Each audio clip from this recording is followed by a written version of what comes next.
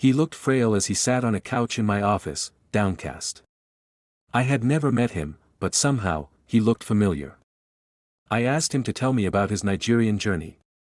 He calmly told me where he was born, where he schooled, and where he worked. No, our paths had never crossed. Now they had. How can I help you? I asked him. The white has messed up my life, sir, he said. Don't say that, Mr. GY. You cannot be negative about a whole race like that. How would you feel if someone had referenced the black race collectively like that? I responded. I'm sorry, sir. I'm just frustrated. I came to Canada in 2016 and made a refugee claim, which was refused. I changed counsel, who filed an appeal on my behalf. It was refused. I changed counsel again and went to federal court. It was refused. I have used different lawyers for a pre-removal risk assessment as well as a humanitarian and compassionate application. All refused. Now, I have 2 days to leave the country, he said in a shaky voice.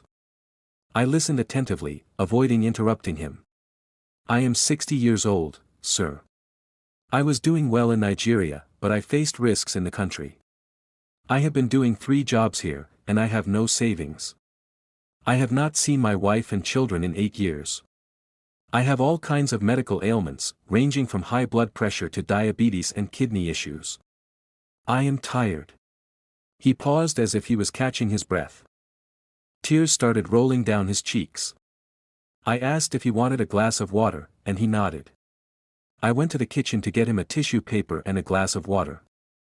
He smiled and was thankful. I told him to take his time while I reviewed his documents. After about 15 minutes, he continued. Funny thing is, I was given your name and the name of another Nigerian lawyer when I first arrived, but a friend told me white lawyers were better than black lawyers. You are the first black lawyer I would speak with. Thank you for meeting with me for free to hear my story.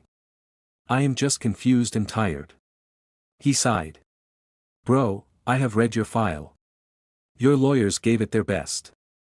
Please drop the idea that competence is based on race, and as I said before, don't link your unsuccessful applications to anyone's race. It is not right, I calmly explained. Thank you, sir. I am just tired and confused. I miss my family. My agent of persecution is dead. And I am no longer in danger back home. I will, however, face hardships. I have no money, I will struggle to pay rent, feed my family, and have access to decent medical treatment.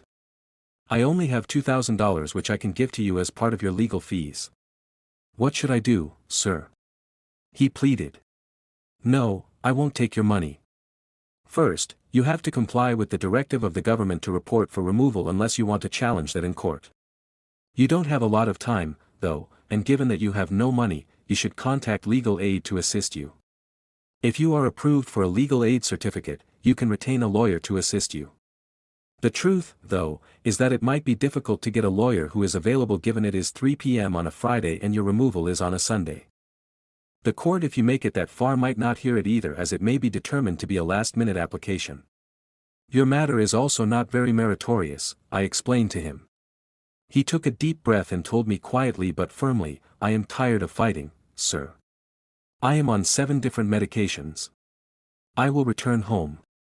If I have to die, let me be with my family. My wife has always encouraged me to return home, assuring me that we would be okay. Very well, Mr. GY. Think about it overnight, inform your wife, and make an informed decision. I wish you peace and the very best in your decision. As he stood and started to leave, he came close to me, shook my hand firmly, and said, Thank you for giving me an audience. Nobody has ever given me that opportunity since I came here. It was always about money and docketing. I am really depressed. He then departed. I did not hear from GY the next day. The day after, I called to check on him. Thank you for checking on me, sir. I am sorry I did not call back. I was just overwhelmed. I feel like I have wasted the last 8 years of my life. I am at the airport now anyway. I am heading back. I will call you once I am settled, he said as he dropped the phone. It was a surreal moment for me, but I was convinced he had made the right decision. Upon his arrival in Nigeria, he called me crying. I asked what had happened. He said he got the biggest surprise of his life upon arrival. His wife had kept some secrets from him. She had used part of the money he was sending home for the family's upkeep to build a 4-bedroom bungalow on a piece of land they had bought before he left for Canada. She had bought a used car and had a healthy amount of money in the bank for him to start a business. He was full of prayers for his wife. I was very happy for him and his family. We kept in touch, and 3 months after he left for Nigeria, he called to inform me that his health was almost back to normal. His blood pressure was stable, he no longer had diabetes, and he was off medication. I asked him what had happened. He said his wife and children had taken good care of him. He was fed healthy organic food, he was sleeping at least 10 hours a day, he had no chores, and he was at peace. His wife told him not to think about work or business for at least a year. Most importantly for him, his children were all well-mannered and doing well in their various universities. He joked that he spent a lot of time cuddling his wife and playing their favorite game of Ludo. God has blessed me with a good family. My wife was very prudent. Thank you for not giving me false hope in Canada. I am glad I made the decision to return home. I have a fantastic doctor here who truly cares and checks on me regularly. I realize that my sojourn in Canada has not been in vain after all. God bless you, sir. I will call you next week. As I dropped the phone, I smiled, thinking. Life has a way of teaching us lessons in unexpected ways. GY had left Nigeria in search of safety and a better life, but in the end, he found true peace, health, and stability right where he started. His journey was not wasted, it was a path that led him back home, not as a failure, but as a man enriched by experience, love, and a newfound appreciation for what truly matters. Sometimes, the answers we seek are waiting for us in the very places we once left behind.